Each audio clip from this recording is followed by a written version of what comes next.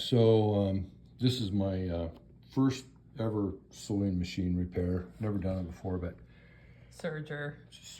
Yeah, Serger, I guess. So I don't even know what I'm looking at. So this is a white Superlock 534 Serger, and the problem was it would lock up. It would rotate about halfway, and then it would just seize. You go back the other way, seize. So the problem that I found was, wherever it went here, somewhere. Oh, here it is.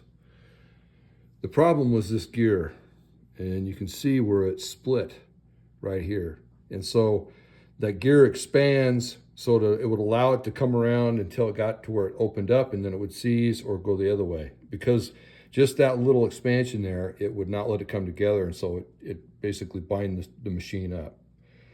So I put the gear in it. So here's the new gear right here.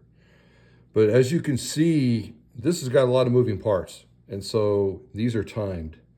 So my deal was I wasn't sure, how it was. So I basically rotated it around until I could see a good place for give me access to the screws in order to get the shaft out. So I marked everything so I could line it all up. I marked these 3 areas here so that when I took it apart, I could time it back.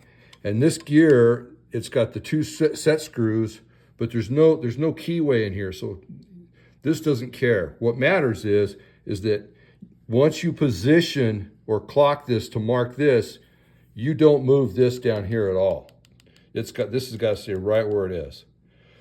So once that stays still, then we could start loosening the set screws. There's one here, these 2 screws here on on this gear.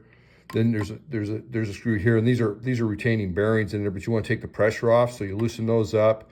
This one you don't do anything with. This you have to loosen up. There's one down here you have to loosen up. There's one here you have to loosen up. And then as you rotate this around, there's one other one here that you got to loosen up right here. So this shaft, it goes from right here through and then out to this other side. And it's a bit of a bugger to get out of there. Just once you loosen everything up, those set screws, they do mark it up a little bit. So these look like a little bit of overkill, but I started with this, and then you have to gently work the shaft out. So I got to pull the shaft out this way, and then I have to keep working until this cam knocks off. Then the next cam will come off, and then until I get it all the way out for the gear. And then what I do is you just slide the gear back in. And once I get the shaft out, because of having to horse this a little bit, you're going to have some swelling on the end of the shaft.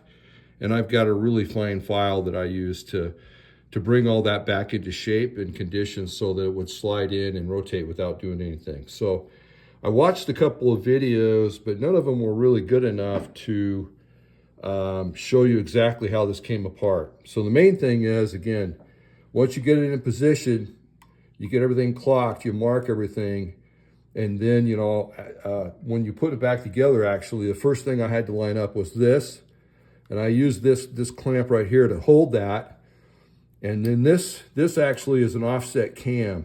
That's why this can go up and down. This is an offset cam, so I had to hold that in position, and then move this offset cam, spin in around until it lined up with the lever here.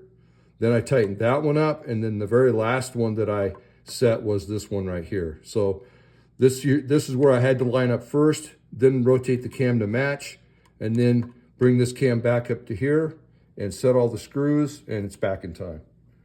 All right, good luck on yours. White shirt, Superlock Serger 534.